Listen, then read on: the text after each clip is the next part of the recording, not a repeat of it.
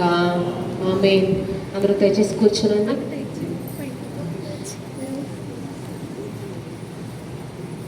దేవుని ప్రశస్త నామానికి మహిమ కలుగును గాక. ముందుగా ఈ త్రిత్వం తర్వాతి 5వ ఆదివారపు ఆరాధనలో మనందరినీ కూడా ప్రవేశపెట్టి ఇంతవరకు దేవుని నామాన్ని స్తుతించి కనపరిచే భాగ్యాన్ని మనందరికీ అనుగ్రహించిన ఆయన మహాకృపను బట్టి ముందుగా దేవుని స్తుతిస్తున్నాను. అలాగే కూడి వచ్చిన మీ అందరికీ కూడా ప్రతి ఒక్కరికి పేరు పేరున ప్రభువు పేరట వందనాలు తెలియజేస్తున్నాను. అందరికీ వందనాలండి. సంతోషంగా ఉన్న వారందరూ హల్లెలూయా చెప్తామా? హల్లెలూయా. ఒకసారి మనం ఈరోజు చదవబడిన సువార్త పాఠము లూకా వ్రాసిన సువార్త 5వ అధ్యాయము 1వ వచనం నుంచి ఒకసారి చదివి వినిపించండి. జన సమూహములు దేవుని వాక్యము వినుచు పడుచుండగా సరస్సు తీరమున నిలిచి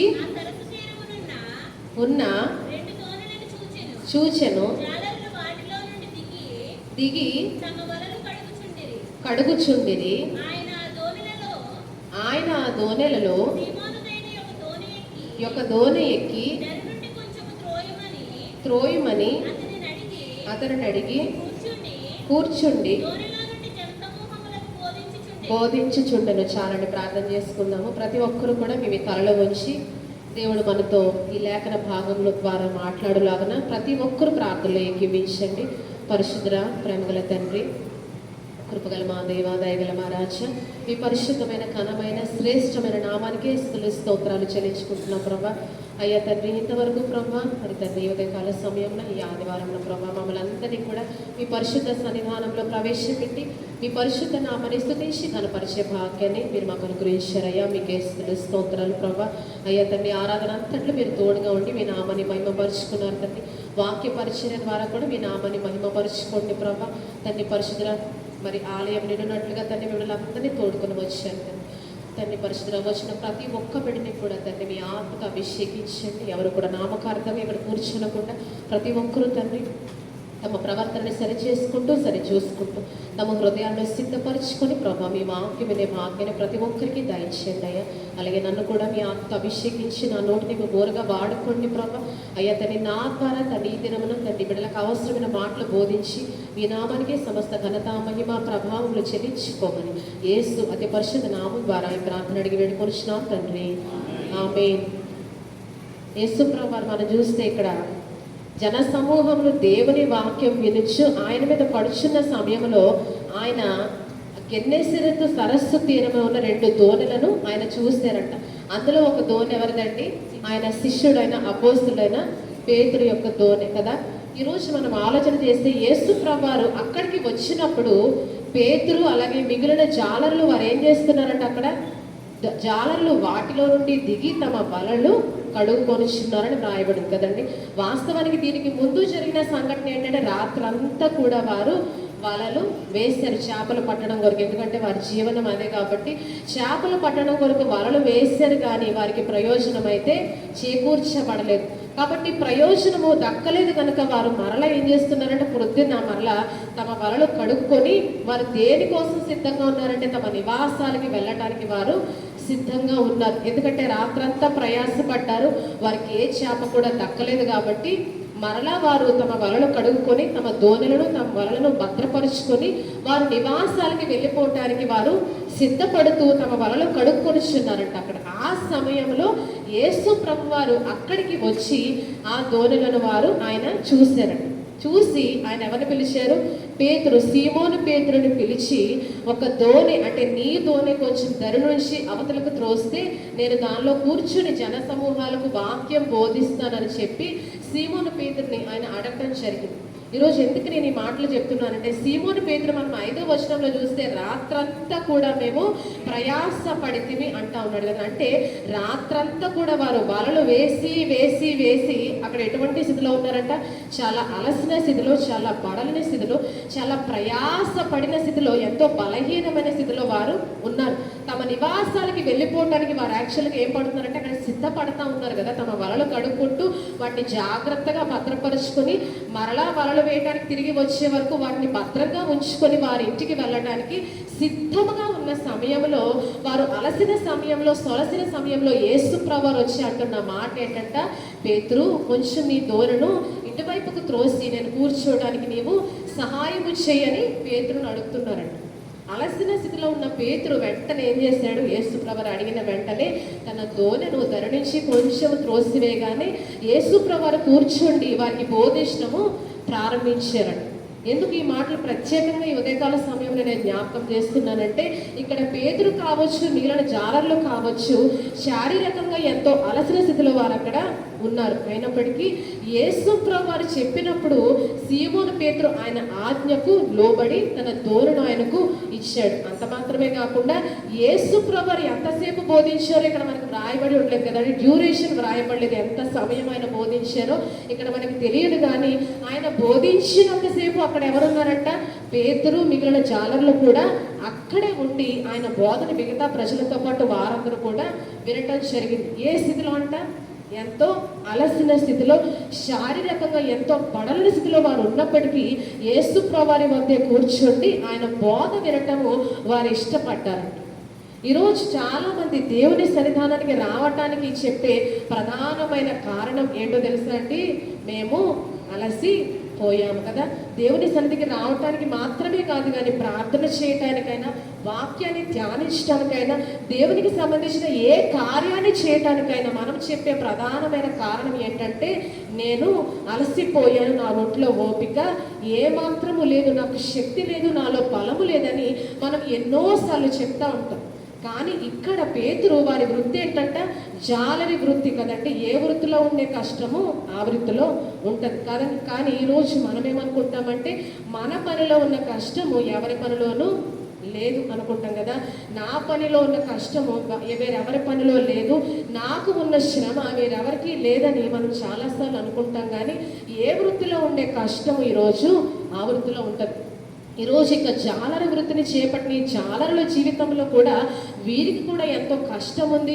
వాస్తవానికి వారు రాత్రి పడిన కష్టానికైతే ప్రయోజనం కూడా వారికి చేకూర్చబడలేదు. వారు నిరాశాజనకమైన స్థితిలో ఉన్నారు, అదే సమయంలో అలసిన స్థితిలో ఉన్నారు. రెండు స్థితుల్లో రండి, ఒకటి ఏంటంట అలసిన స్థితి, రెండవది ఏంటంట చేపలు పడలేదు కాబట్టి వారి ఆశ నెరవేర్చబడలేదు కాబట్టి ఎంతో నిరాశాజనకమైన స్థితిలో వారు ఉన్నారు.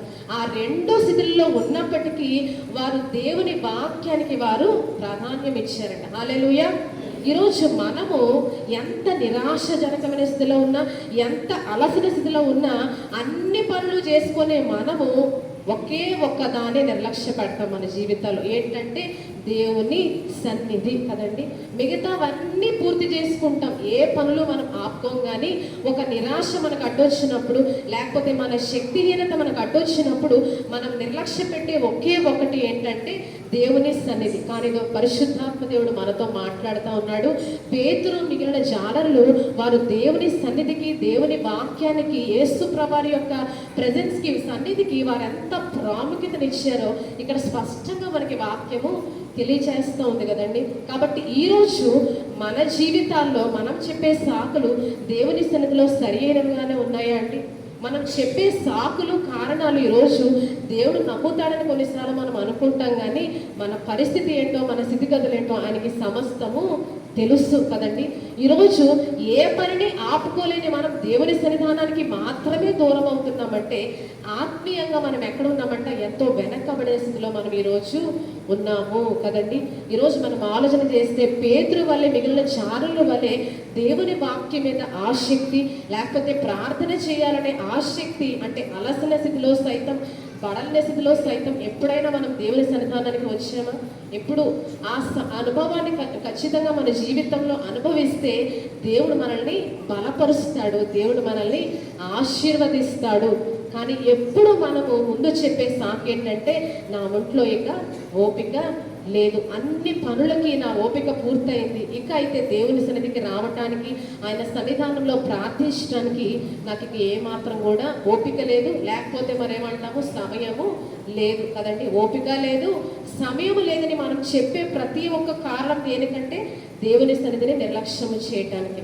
కాబట్టి రోజు మనం ఆలోచించవలసింది ఏంటంటే, ఆ సమయంలో యేసుప్రభువారి కాలంలో జన సమూహాలంట యేసుప్రభువారి బోధ వినడానికి ఎప్పుడు వచ్చేవారంట, పెందల కడ దేవుని ఆలయానికి వారు వచ్చి యేసుప్రభువారి బోధ వినటానికి వారు ఎంతో సంతోషంతో వచ్చేవారంట, తరలి వచ్చి. ఈరోజు మనం ఆలోచన చేస్తే యేసుప్రభువారు ప్రతిదినం వారి రొట్టెలతో బోధించారా, తృప్తిపరిచారా అంటే ప్రతిదినం వారి రొట్టెలతో యేసుప్రభువారు తృప్తిపరచలేదు కదండి. అవసరమైన చోట ఏ అద్భుతాన్ని చేశారు, రొట్టెలను గూర్చిన అద్భుతాన్ని, చేపలను గూర్చిన అద్భుతాన్ని అవసరమైన చోట చేశారు తప్ప ప్రతి ఒక్కరిని ప్రతిదినము తన బోధ వినడానికి ప్రతి ఒక్కరిని ప్రతిదినము ఆయన రొట్టెలతో ఎంతమాత్రం కూడా తృప్తిపరచలేదు. వారి ఆహారాన్ని, వారి జీవనోపాధి పనులను వారే చూసుకున్నారు. కానీ యేసుప్రభుని బోధ వినడానికి మాత్రమే వారు పెందలకడ వచ్చారు. కానీ రొట్టెలను గూర్చి కానీ, చేపలను గూర్చి కానీ, ఆహార నిస్తాడను గూర్చి కానీ వారు రాలేదు కదండి. ఎందుకు వచ్చారంటే కేవలం పెందలకడ ఆయన బోధ వినటానికి యేసుప్రభువారి కోసం వారు ఆలయానికి వచ్చేవారు. అంటే ఈరోజు ఎందుకు ఈ మాటలు చెప్తున్నానంటే, మనం సమయాన్ని ఏం చేయాలంటే విభాగించుకోవాలి. దేవుని కొరకు సమయాన్ని ఖచ్చితంగా కేటాయించుకోవాలి. సమయము లేదు అని ఈరోజు ఒకవేళ మనం చెప్తున్నామంటే సమయాన్ని మనం ఏం చేయాలంట, విభాగించుకోవాలి. ఖచ్చితంగా ఈ సమయంలో ఇది చేయాలని ప్రతిదినం మనం ఒక షెడ్యూల్ వేసుకుంటాం కదా. అంటే ఈ సమయంలో భోజనం చేయాలి, ఈ సమయంలో ఈ పని చేయాలని ప్రతి పనులకు మనం సమయాన్ని కేటాయించుకుంటాం. కానీ ప్రార్థనకి ఏం చేయాలంటే కొంతమంది సమయాన్ని కేటాయించరు. ఏదో ఖాళీ ఉంటే ఆ రోజు చేస్తారు, లేకపోతే ఆ రోజు ప్రార్థన లేకుండానే గడిపేస్తారు. కానీ ఈరోజు దేవుని వాక్యం ద్వారా మనం తెలుసుకోవాల్సిన సత్యం ఏంటంటే, ప్రతిదినము అన్ని పనులకు సమయాన్ని ఎలా కేటాయిస్తున్నామో ప్రార్థించడానికి సమయాన్ని కేటాయించాలి. దేవుని సన్నిధానానికి రావటానికి కూడా మనం ఏం చేయాలంట, సమయాన్ని ఖచ్చితంగా కేటాయించాలి. జన సమూహాలు అందుకునే సమయం కుదుర్చుకొని యేసుప్రభువారి కొరకు వారు వచ్చారంట. వారికి పనులు లేక కాదు కదండి, వారికి కూడా కష్టాలు ఉన్నాయి, వారికి కూడా తమ జీవనం కోసం కష్టపడే పనులు ఉన్నాయి. అయినప్పటికీ సమయాన్ని కేటాయించుకొని, సమయాన్ని విభాగించుకొని పెందలక్కడ యేసుప్రభువారి వద్దకు వచ్చి ఆయన బోధ వినేవారంట, తమ బ్రతుకులను మార్చుకోవటం. ఈరోజు అపోస్తుల కార్యముల గ్రంథంలో మనకు కొర్నేలి భక్తిపరుడు కనిపిస్తాడు కదండి. కొర్నేలి భక్తిపరుడు యొక్క ప్రార్థనా జీవితము మనందరికీ కూడా చాలా స్పష్టంగా తెలుసు. ఒకసారి మనము 10వ అధ్యాయం అపోస్తుల కార్యముల గ్రంథంలో 10వ అధ్యాయం 3వ వచనాన్ని ఒకసారి చదవండమ్మా. 3 గంటల వేళ వచ్చి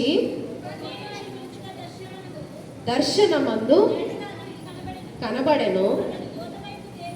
తేరి చూచి భయపడి ప్రభువా ఏమని అడిగాను?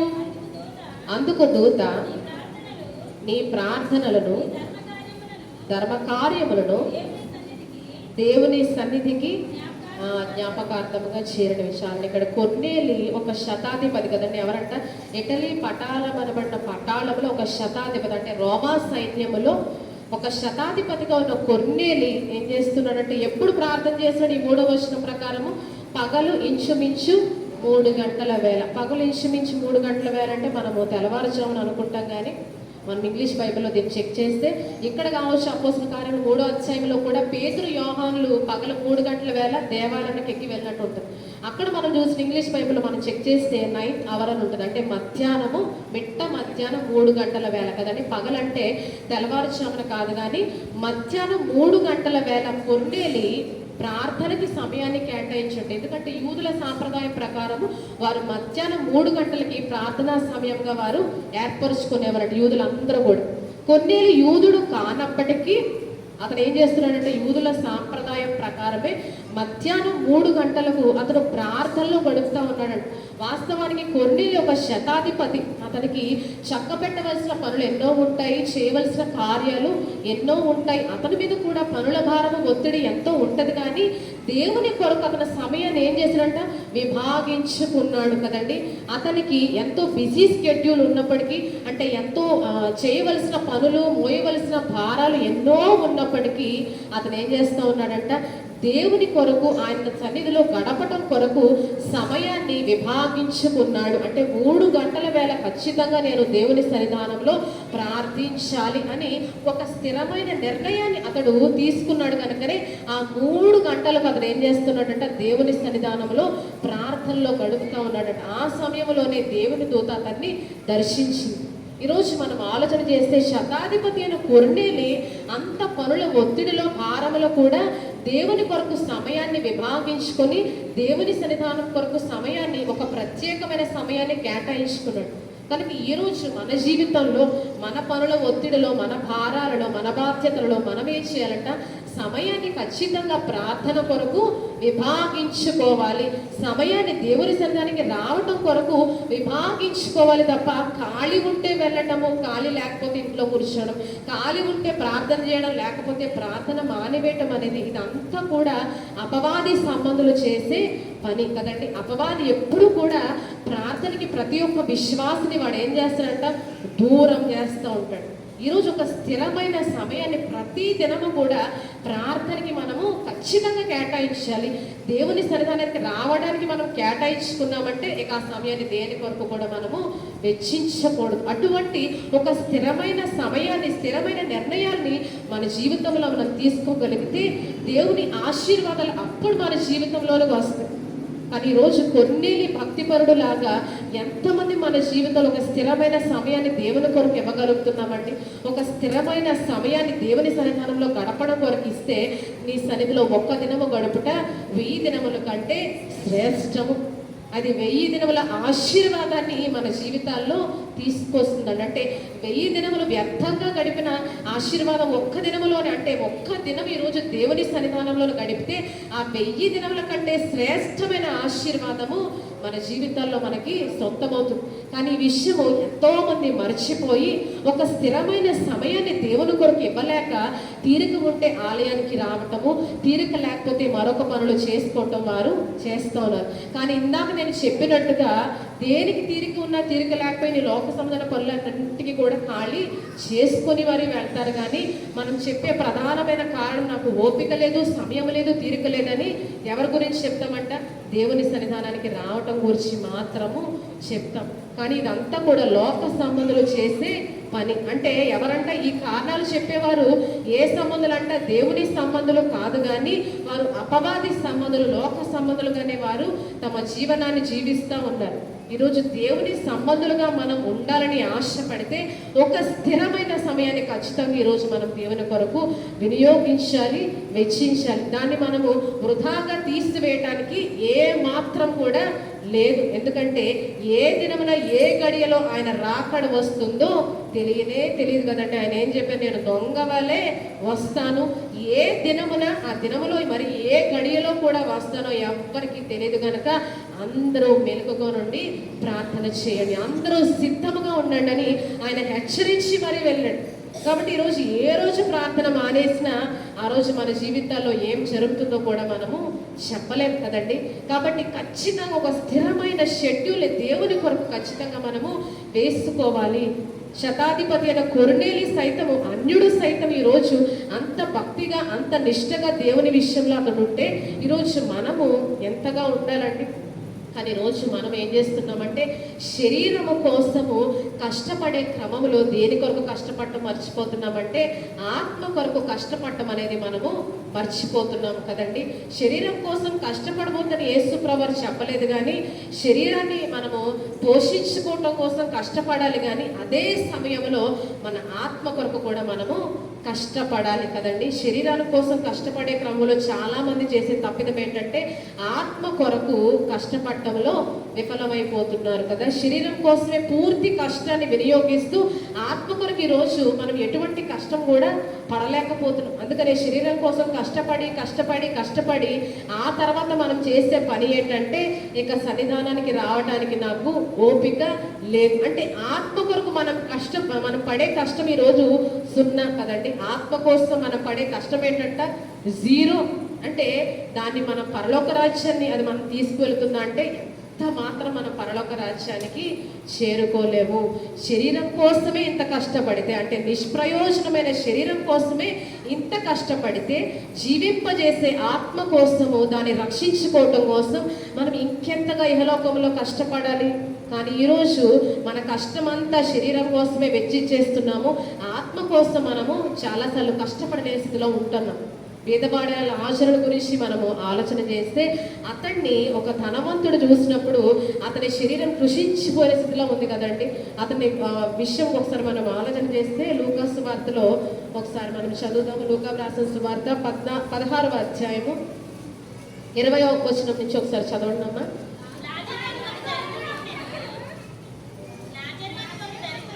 దరిద్రుడు ఉండెను, నిండిన వాడై పడి ఉండి రొట్టె ముక్కలతో ఆకలి తీర్చుకొని కోరెను. అంతేకాక కురుపులు నాకెను. ఆ దరిద్రుడు చనిపోయి దేవదూతల చేత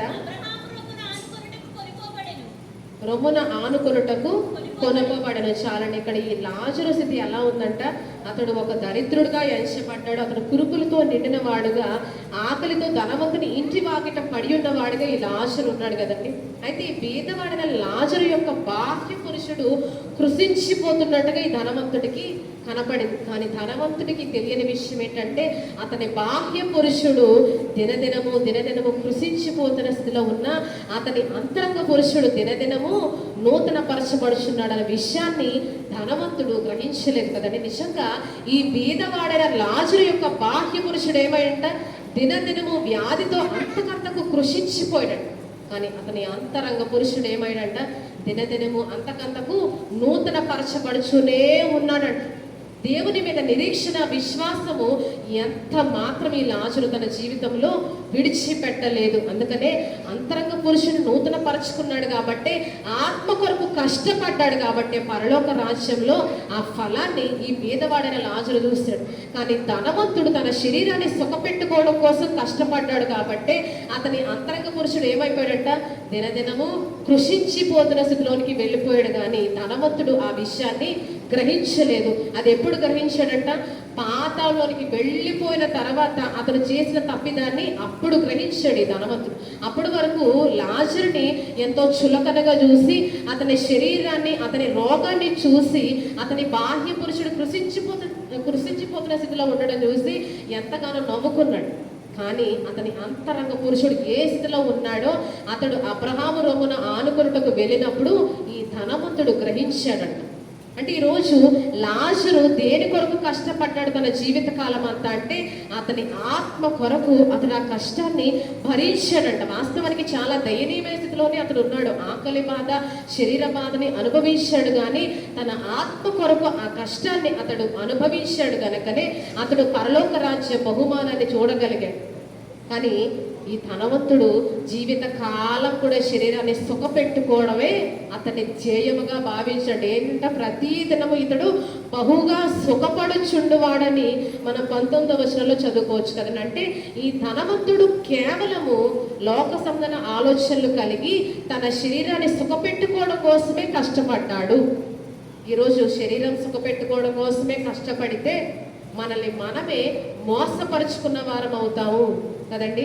శరీరం కోసం కష్టపడినా అంతకంటే ఎక్కువగా దేని కొరకు ఈరోజు మనం కష్టపడాలంటే ఆత్మ కొరకు మనము కష్టపడాలి. జీవింపజేసే ఆత్మ కోసము, మనల్ని పరలోక రాజ్యంలోనికి తీసుకెళ్ళటం కోసం, మనల్ని మనమే మన ఆత్మని పరలోక రాజ్యంలోనికి తీసుకెళ్ళటం కోసము మనం ఇహలోకంలో కష్టపడాలి ఖచ్చితంగా.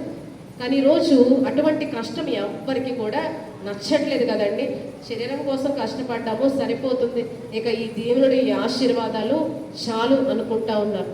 కానీ వెర్రివాడ ధనవంతుడు ఏమంటారు, యేసు ప్రభువు ఈ రాత్రే నీ ప్రాణము నడుగుచున్నారు, నీవు సంపాదించినవి ఎవని వగును. అంటే శరీరం కోసం ఆ ధనవంతుడు కష్టపడ్డాడు. అక్కడ కూడా తన ఆత్మ కొరకు అతను కష్టపడలేదు కాబట్టి అతను వెర్రివాడిగా చేయబడ్డాడు. ఈరోజు మన ఆత్మ కోసము ఎంత కష్టం మనం పడుతున్నప్పుడు, మన ఆత్మ కోసము దేవుని సన్నిధానంలో మోకరించి ప్రార్థన చేసే అనుభవం మనకుందా? మన ఆత్మ కోసం దేవుని సన్నిధానానికి అలసిన స్థితిలో సైతము వచ్చిన అనుభవాలు మన జీవితంలో ఉన్నాయా? మన ఆత్మ కోసం, మన ఆత్మను రక్షించుకోవటం కోసము వాక్యాన్ని గంటలు గంటలు ధ్యానించిన అనుభవము మన జీవితాల్లో ఉందా?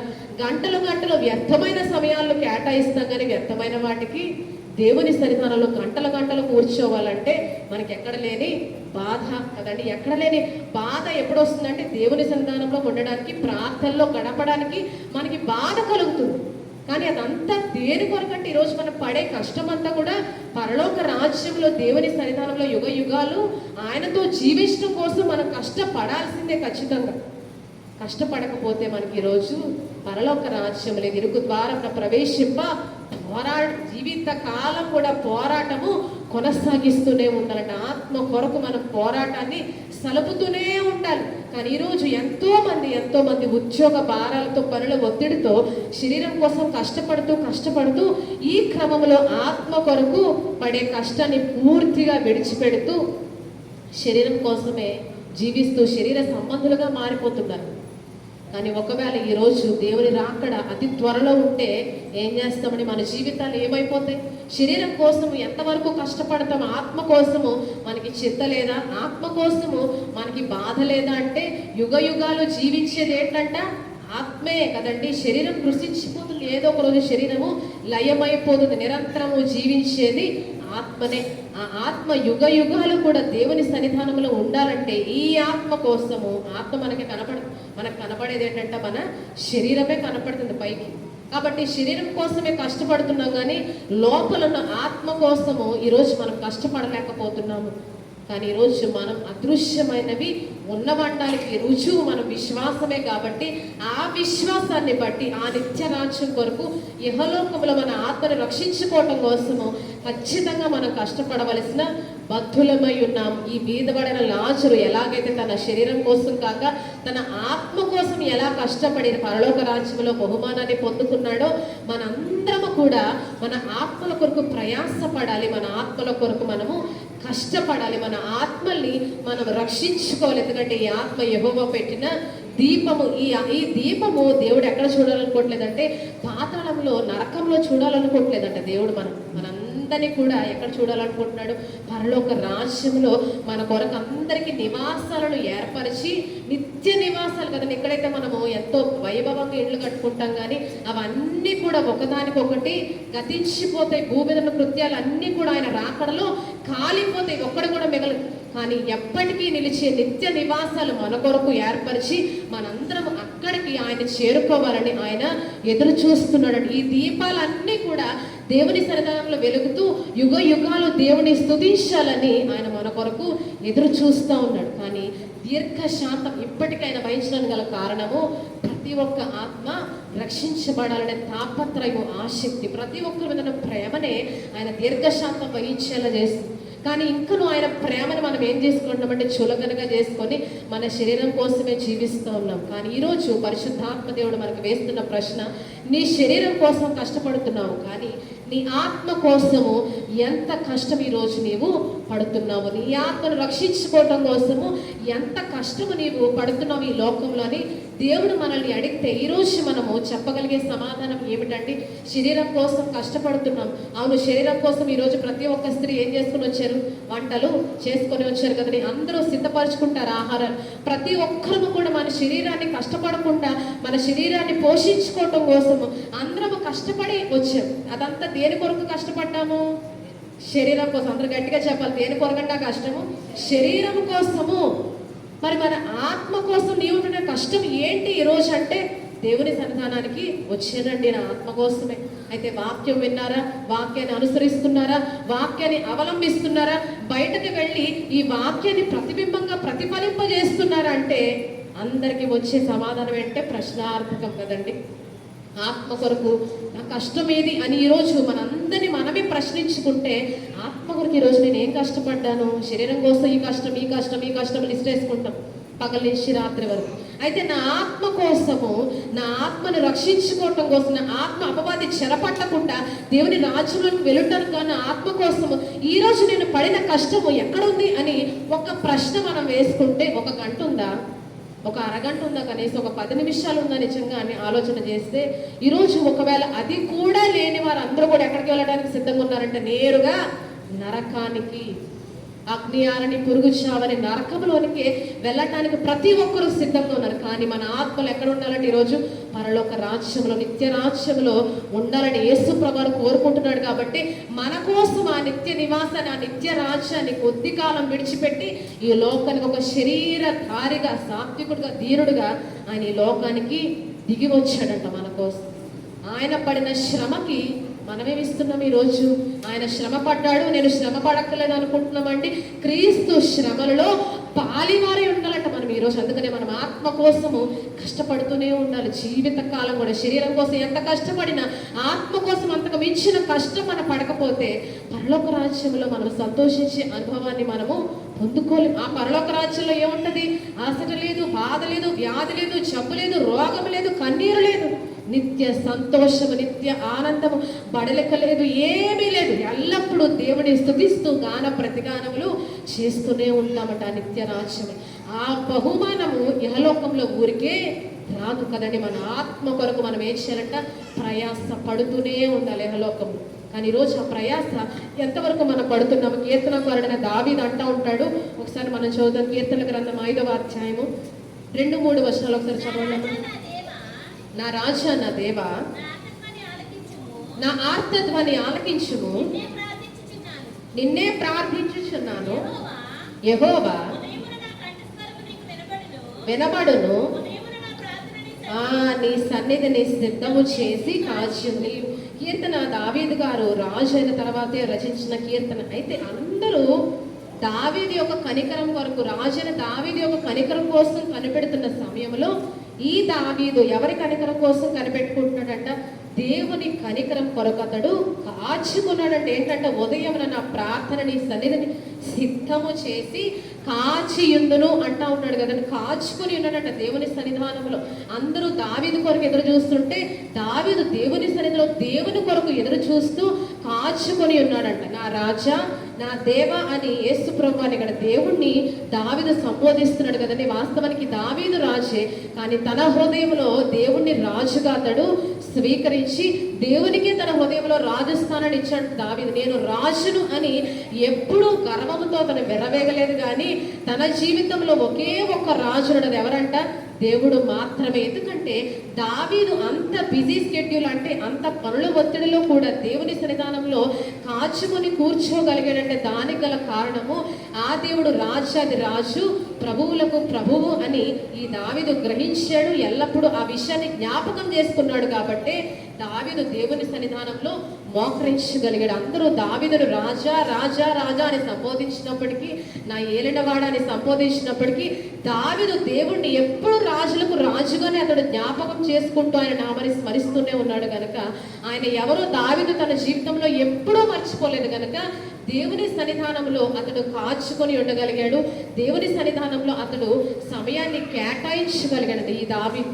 కానీ ఈరోజు వచ్చి ఉన్నత స్థానాలకు ఎదగగానే దేవుణ్ణి ప్రక్కన పెట్టేసేవారు ఎంతో మంది ఉన్నారు. దేవునికి సమయం లేదని చెప్పేవారు ఎంతో మంది ఉన్నారు. ఓపిక లేదని వేరే పనులు చూసుకునేవారు ఎంతో మంది ఉన్నారంట. దేని కొరకంట? ఉన్నత స్థానాల్ని అధిరోహించడం కోసం, ఉన్నత పదవుల్ని అధిరోహించుకోవడం కోసం, లేకపోతే ఉన్న స్థానాన్ని కాపాడుకోవడం కోసం. అయితే పైకి వెళ్ళడం కోసం, లేకపోతే ఉన్న స్థానాన్ని కాపాడుకోవడం కోసమైనా ఏం చేస్తున్నారంట? దేవుణ్ణి ప్రక్కన పెట్టేస్తూ ఉన్నారు. కానీ దావీదు అందరూ రాజా రాజా రాజా అని దావీదును కనపరిచినప్పటికీ దావీదు మాత్రం దేవుణ్ణే నా రాజా, నా దేవా, నా ఆర్తధ్వని ఆలకించుము అంటా ఉన్నాడు. అంటే అంతగా దేవునికి ఎలా సమయాన్ని ఇవ్వగలిగాడు దావీదు ఒక రాజుగా ఉన్నప్పటికీ అంటే, దేవుడు ఎవరో దావీదు ఎప్పుడు తన జీవితంలో మర్చిపోలేదు. దేవుడిని ఎప్పుడు కూడా రాజులకు రాజుగా చూస్తూ ఆయన నామని స్మరిస్తూ తలపోసుకుంటూ ఉన్నాడు. కాబట్టి దేవునికి ఎప్పుడు కూడా అతను దేవుని సమయాన్ని నిర్లక్ష్యం చేయలేదట దేవుని విషయంలో. ఈరోజు మనం ఆలోచన చేస్తే ఈ విషయాన్ని చాలాసార్లు మర్చిపోతాం. ఇవన్నీ కూడా మనకి ఎవరిచ్చారంట?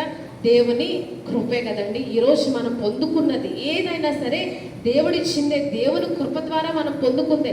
కానీ ఈ విషయాన్ని మర్చిపోయి ఎంతోమంది ఏం చేస్తున్నారంట, ఈ స్థానాన్ని కాపాడుకోవడం కోసము నేను ఇంకా ప్రయత్నము చేయాలి, ఈ స్థానాన్ని కాపాడుకోవడం కోసం నేను ఇంకా కష్టము పడాలి అనుకుంటా ఉన్నారంట. సౌలు గురించి మనం ఆలోచన చేస్తే, రాజు అయిన సౌలు తాను రాజు అయ్యాడు, కానీ తన కుమారుడైన యోనాతాను, అతని తరతరాలు అతని సంతానం వారు అందరూ కూడా సింహాసనాల మీద కూర్చొని పరిపాలించాలని అతను ఎంతగానో పరితపించాడు. దాని కొరకు దేవుణ్ణే అతడు ప్రక్కన పెట్టేశాడు కదండి. కారణం ఏంటి? తన కొడుకు, తన తరతరముల వారందరూ కూడా రాజులుగా సింహాసనాల మీద కూర్చుండి పరిపాలించాలనే ఆశతో అతడు దేవుణ్ణే ప్రక్కన పెట్టేశాడంట. అంటే ఇచ్చిన దేవుణ్ణే మనం ఈరోజు ఏం చేస్తున్నాం, చాలా సమయాలు అంటే ప్రక్కన పెట్టేస్తున్నాము. దేవునికి సమయాన్ని ఇవ్వలేకపోతున్నాం. ఎందుకు ఈ విషయాన్ని మనం మన జీవితాల్లో మర్చిపోతున్నాం. అందుకనే యెషయా గ్రంథంలో దేవుడు మాట్లాడుతూ అంటాడు, ప్రవక్త యెషయా రాసిన గ్రంథము 40వ అధ్యాయము 28వ వచనాన్ని ఒకసారి చదవండమ్మా. 40వ అధ్యాయం. నీకు తెలియదా, నీవు వినలేదా, భూదిగంతములను సృజించిన యెహోవా నిత్యుడగు దేవుడు, సొమ్మసిల్లడు, అలయడు, అసాధ్యము, బలమిచ్చువాడు ఆయనే, ఆయనే సొమ్మసిల్లుదురు, అలయుదురు, తొట్టిల్లుదురు, ఎదురు చూచువారు పొందుదురు, రెక్కలు చాపి పైకి ఎగురుదురు, అలయక పరిగెత్తుదురు, నడిచిపోదురు. ఏమన్నాడు ఇక్కడ? మొదట దేవుడు ఏమని ప్రారంభిస్తా ఉన్నాడు, నీకు తెలియలేదా, నీవు వినలేదా అని చెప్తూ మరలా ప్రజలకు తానేంటో ఆయన జ్ఞాపకం చేస్తున్నాడంటే కదండి. భూదిగంతములను సృజించిన యెహోవా ఎవరంట? నిత్యుడగు దేవుడు, ఆయన సొమ్మసిల్లడు, అలయుడు అని చెప్తూ ఆయన కొరకు ఎదురు చూసేవారు నూతన బలం పొందుకొని ఎప్పటికీ నడిచి వెళుతూనే ఉంటారు, వారికి అలసట అనేదే రాదు అని ఇక్కడ దేవుడు మరలా జ్ఞాపకం చేస్తున్నాడు. సొమ్మసిల్లిన వారికి ఏమిస్తాడంట? ఆయన బలము ఇస్తాడు. శక్తిహీనులకు ఏమిస్తాడు? బలాభివృద్ధి. సొమ్మసిల్లిన వారికి బలం ఇచ్చేవాడు ఆయనే, శక్తిహీనులకు ఈరోజు బలాభివృద్ధి కలుగజేవాడు కూడా ఆయనే. అంటే ఈరోజు ప్రతి ఒక్కరూ తమ తమ మనుగడ సాగిస్తున్నారంటే దానికి గల కారణం ఆయా సమయాల్లో వారికి కావలసిన జ్ఞానమైన, వారికి కావలసిన సామర్థ్యమైన, వారికి కావలసిన బలమైన శక్తి అయిన ఈరోజు ఎవరిస్తున్నారంట? దేవాది దేవుడే ఇస్తా ఉన్నాడు కదండి.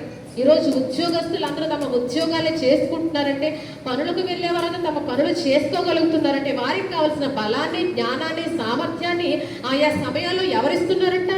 ఆయనే భూదిగంతములను సృజించిన యెహోవా కలుగజేస్తున్నాడు. కానీ ఆ విషయాన్ని మర్చిపోయి ఇంకా నా స్థితిని బాగుపరుచుకోవడానికి నేను ఇంకా కష్టపడాలి అనుకుంటూ శరీరం కోసమే కష్టపడే వాళ్ళు ఉన్నారు. ఆత్మ కోసం పూర్తిగా మర్చిపోతున్నారంటే ఆత్మ కోసము ఏమాత్రమో కష్టపడడం ఎవరికి ఇష్టము లేదు. కానీ ఈరోజు తెలుసుకోవాలి, మనందరికీ బలాభివృద్ధి, మనందరికీ బలము, శక్తి అనుగ్రహించేవాడు ఆయనే. ఇదంతా దేవుని కృప వల్లే పొందుకున్నాము కనుక దేవుణ్ణి ప్రక్కన పెట్టడానికి ఏమాత్రం కూడా లేదు కదండి. మనం దేవునికి ఎప్పుడు కూడా ఎంత స్థానంలో ఉన్నా ప్రధానమైన స్థానం మన జీవితాల్లో ఎవరికి ఇవ్వాలంట? దేవునికే ఇవ్వాలి. ఈరోజు ఎంత స్థితిలో ఉన్న రాజుగా ఉన్న దావీదు సైతం తన జీవితంలో ప్రధానమైన స్థానాన్ని దేవునికే ఇచ్చాడు. అందుకనే ఆశీర్వాదాల నుంచి చూశాడు దావీదు. కానీ ఈరోజు మన జీవితాల్లో ఉన్నత స్థానాలు పొందుకున్న తర్వాత, మనం అనుకున్న బహుమానాలు, ఆశీర్వాదాలు పొందుకున్న తర్వాత దేవుని స్థానానికి దేవుని ఇవ్వకుండా మనం ఏం చేస్తున్నాం? ఈ స్థానాన్ని కాపాడుకోవడం కోసము నేను కష్టపడాలి, ఈ స్థానాన్ని కాపాడుకోసం ఇంకొంత కష్టపడి, ఇంకొంత శ్రమ పడితే ఇంకా ఉన్నతమైన స్థానానికి నేను ఎదుగుతాను అని చెప్పి స్వార్థంగా మనుషులు తమ జీవితాన్ని జీవిస్తున్నారట. అరిమతయి యోసేపును మనం జ్ఞాపకం చేసుకుంటే సన్హెద్రిన్ సభలో ఒక ఉన్నత సభ్యుడిగా అతడు ఉన్నాడు, ఉన్నత స్థానంలో అతడు ఉన్నాడు కదండి. అయితే మనం ఆలోచన చేస్తే యేసుప్రభు శరీరాన్ని పిలాతును అతడు ధైర్యంగా అడిగి తీసుకున్నాడు. అతని సభ్యత్వం పోయినా పర్వాలేదు అనుకున్నాడు. అరిమతయి యోసేపు ఏమనుకున్నాడంట? పిలాతును ధైర్యంగా అడిగి యేసుప్రభు శరీరాన్ని తీసుకొని తానే తన కొరకు తొలిపించుకున్న ఒక క్రొత్త సమాధిలో ఆయన శరీరాన్ని పాతి పెట్టాడండి అరిమతయి యోసేపు. అతని సభ్యత్వం పోయినా పర్వాలేదు అనుకున్న, అతని స్థానంకి ఒకవేళ ఏమైనా పర్వాలేదు అనుకున్నాడు. కానీ ఎందుకంటే ఎందుకు ఆ నిర్ణయం తీసుకుని ఒకసారి ఆలోచన చేస్తే యేసు ప్రభువారు ఎవరికి తెలుసు? అరిమతయి యోసేపుకు తెలుసు కదండి. అందుకనే అతడు రాజీ పడలేదు కదండి. ఈ స్థానాన్ని కాపాడుకోవడం కోసము నేను ఇక్కడ రహస్యంగానే ఉండాలి అనుకున్నాడా? ఇక రహస్య శిష్యుడిగా అప్పటి వరకు ఉన్న అరిమతయి యోసేపు ఒక్కసారిగా బయటికి వచ్చి తెగించి పిలాతు వద్దకు వెళ్ళి యేసు ప్రభువారి శరీరాన్ని అడిగి తీసుకున్నాడట. కారణము యేసు ప్రభువారు ఎవరో అరిమతయి యోసేపుకు తెలుసు. అతను మరణించినప్పటికీ ఆయన సాధారణమైన వాడు కాదు, ఒక సాధారణమైన వ్యక్తి యేసు ప్రభువారు కాదన్న విషయము అరిమతయి యోసేపు గ్రహించాడు. కాబట్టి తెగించి ఆయన శరీరాన్ని అడిగి తీసుకొని తన వంతుగా తన సమాధిలో పాతి పెట్టి తన వంతు కార్యాన్ని అతడు జరిగించాడు. తన స్థానం కోసం ఆలోచించలేదు, తన స్థితి ఏమవుతుందో ఆలోచించలేదండి. కానీ ఈరోజు మనుషులు తమ స్థానాల కోసము దేవుని సన్ని మానివేస్తున్నారు. ఎంత దౌర్భాగ్యమైన స్థితిలో మనుషులు ఉన్నారో ఈరోజు. దేవుడే మనకి ఈరోజు ఈ బలాన్ని, ఈ శక్తిని, ఉద్యోగాన్ని, స్థానాన్ని ఇస్తే దేవుని సన్నిధానానికి రాకుండా ఈ సమయంలో చాలా కార్యక్రమాలకు వెళ్తారు కదండి. చాలా మందికి తెలుసు, ఉన్న వారందరికీ తెలుసు. దేవుని సన్నిధానానికి రాకుండా మిగిలిన కార్యక్రమాలకి హాజరవడానికి వారికి సమయం ఉంటుంది, బలం ఉంటుంది, శక్తి ఉంటుంది. కానీ దేవుని సన్నిధానానికి రావడానికి ఈరోజు బలము లేదు, సమయం అంతకంటే లేదు. అక్రమము చేయి వారులారా నా యొద్ద నుండి పొండి అని వారందరికీ యేసు ప్రభువు ఆయన రాకడ దినంలో ఇచ్చే సమాధానం.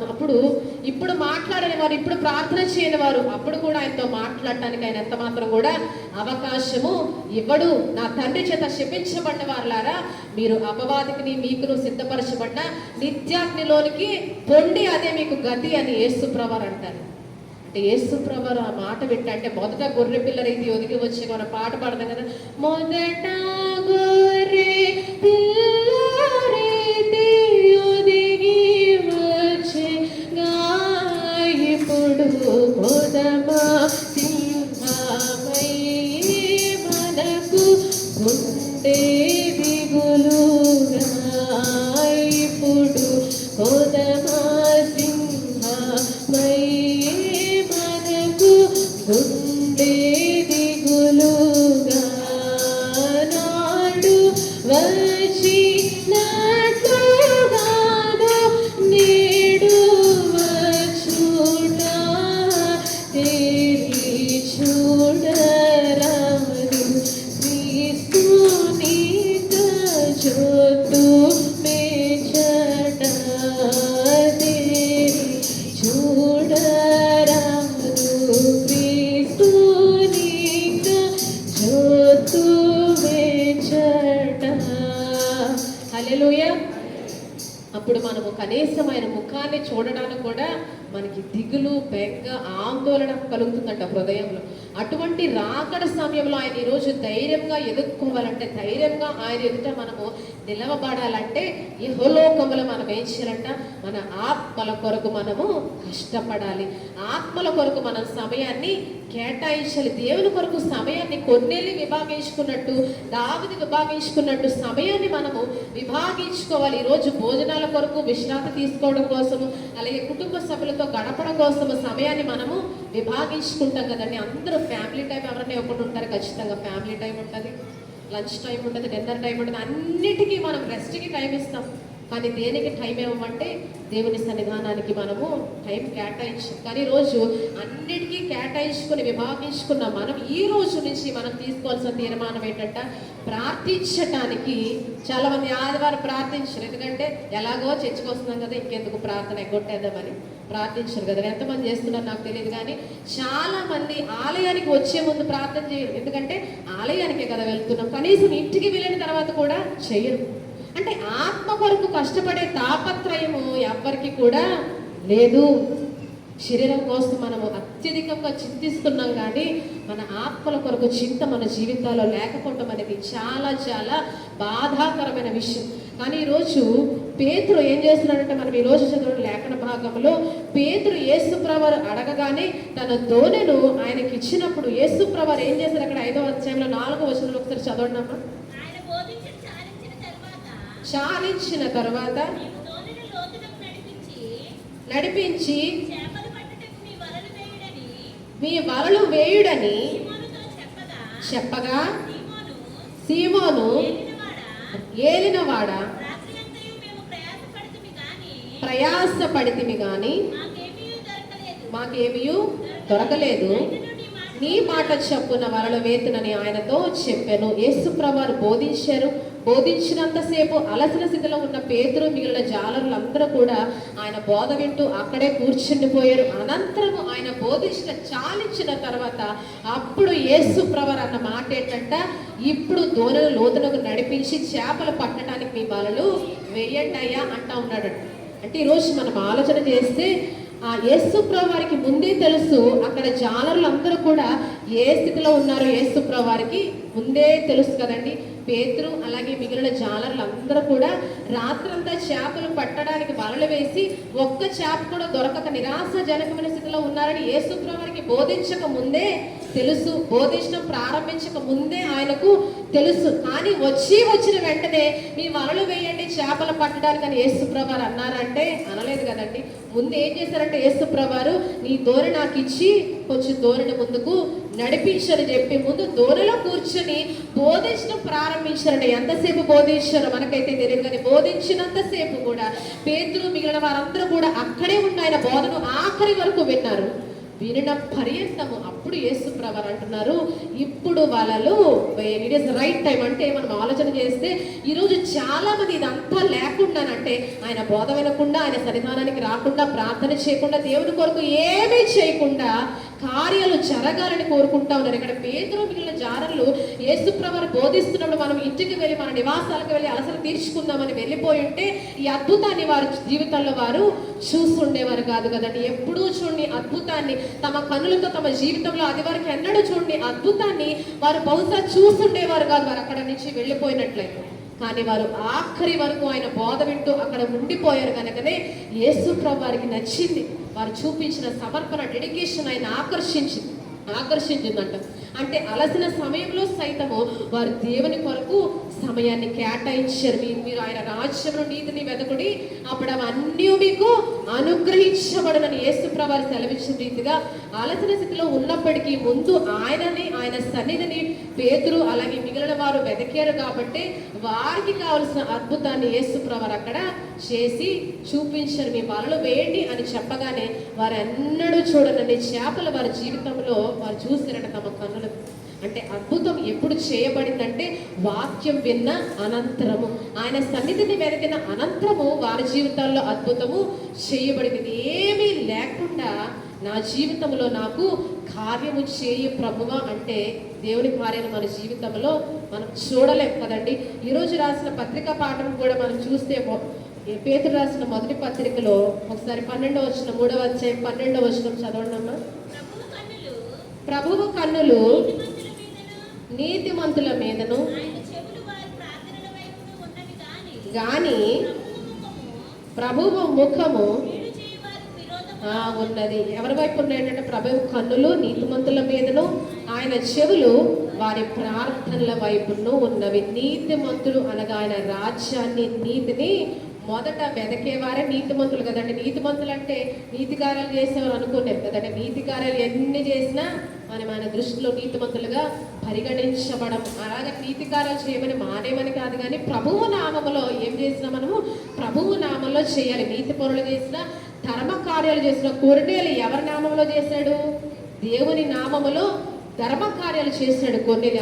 అందుకే నీతిమంతులుగా ఎంచబడ్డాడు. మన నీతి కాదు, కానీ ప్రభువు నామములో మనం ఏం చేసినా చేయాలి. కాబట్టి ఇక్కడ నీతిమంతులు అంటే ఆయన రాజ్యాన్ని, నీతిని వెదకేవారు నీతిమంతులు. మొదట అన్నిటికంటే ముఖ్యమైన ప్రాధాన్యత ఆయన సన్నిధికి ఇచ్చేవారు. ఆయన దృష్టిలో నీతిమంతులు శరీరం కోసం కష్టపడటం మాని ముందు ఆత్మ కొరకు ప్రయాసపడేవారు. దేవుని దృష్టిలో నీతిమంతులు. వారి ప్రార్థనల వైపు ఆయన చెవులు ఎల్లప్పుడూ కూడా ఉంటాయంట.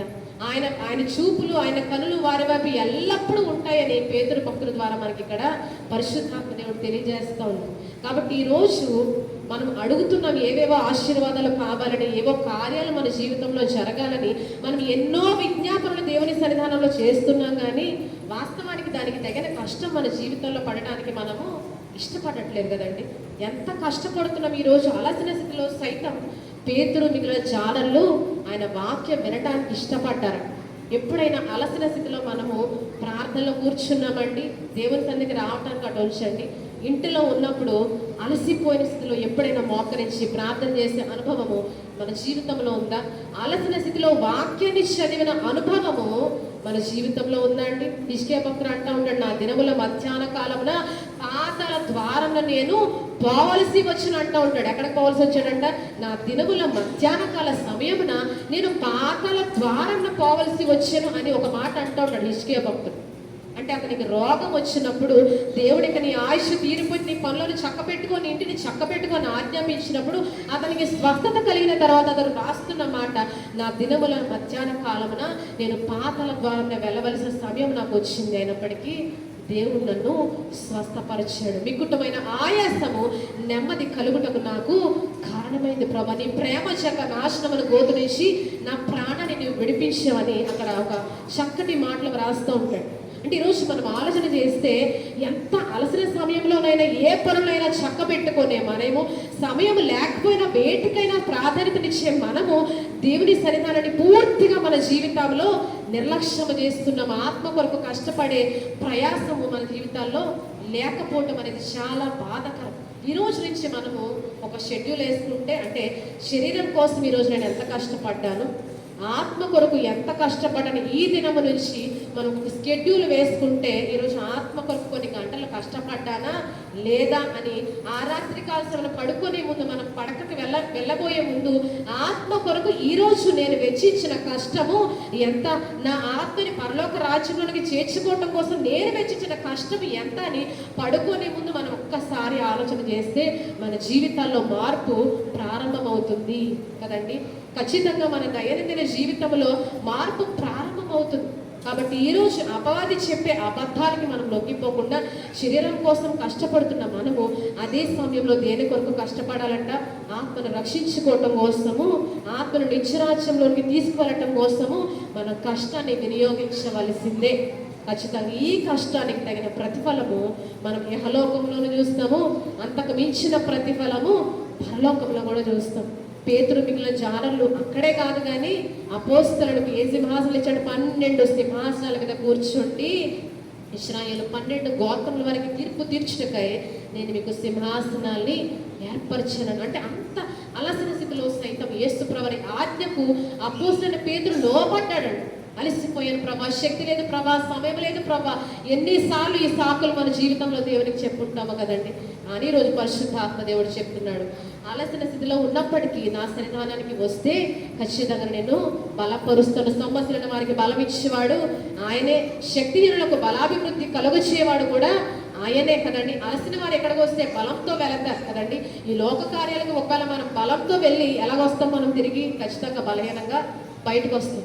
కానీ దేవుని సన్నిధానానికి మనం ప్రాముఖ్యతను ఇస్తే బలహీనతతో వచ్చిన మనల్ని బలపరిచి ఆయన మనల్ని బయటికి పంపిస్తాడు. కాబట్టి ఆ రీతిగా మనం యెహోలోకంలో బ్రతికున్నంత కాలం కూడా శరీరం కోసం ఎంత కష్టపడుతున్నామో అంతకు మించి ఆత్మ కొరకు కష్టపడే ప్రయాసాన్ని మనం యెహోలోకంలో ఖచ్చితంగా మనము చేయాలి. లేకపోతే ఒకవేళ ఆ ప్రయాసని, ఆ కష్టాన్ని మనము చేయలేకపోతే నరకం మనందరికీ కూడా తప్పదు కదండి. పరలోక రాజ్యం ప్రతి ఒక్కరికి కావాలి. మీకు ఏమి కావాలంటే ఖచ్చితంగా పరలోక రాజ్యమే కావాలి. యవనస్తుడు కూడా యేసు ప్రభువుని ఏమని, నిత్య జీవమునకు వారసునగుటకు నేనేం చేయగలను ప్రభా అని యేసు ప్రభువుని అడిగాడు. కాబట్టి మన అందరము కోరుకునేది ఫైనల్గా ఏంటంటే పరలోక రాజ్యమే. కాబట్టి పరలోక రాజ్యం కావాలంటే ఖచ్చితంగా ప్రతి దినము మన ఆత్మ కొరకు ప్రయాసపడాలి. ప్రతి దినము దేవుని కొరకు సమయాన్ని విభాగించాలి. ప్రార్థన కొరకు దేవుని సన్నిధికి రావటం కోసము సమయాన్ని మనం విభాగించుకొని కేటాయించాలి. అప్పుడు పరలోక రాజ్యంలో ఆ ఫలాన్ని బీదవాడైన లాజరు చూసినట్టు మనం కూడా ఒకరోజు చూస్తాం. అతి కృప దేవుడు తన పరిశుద్ధాత్మ ద్వారా మనందరికీ అనుగ్రహించును గాక. ఆమేన్. సమస్త జ్ఞానము మించిన దేవుని సమాధానము యేసుక్రీస్తు వలన మీ హృదయములకును మీ తలంపులకును కావలి ఉండును గాక.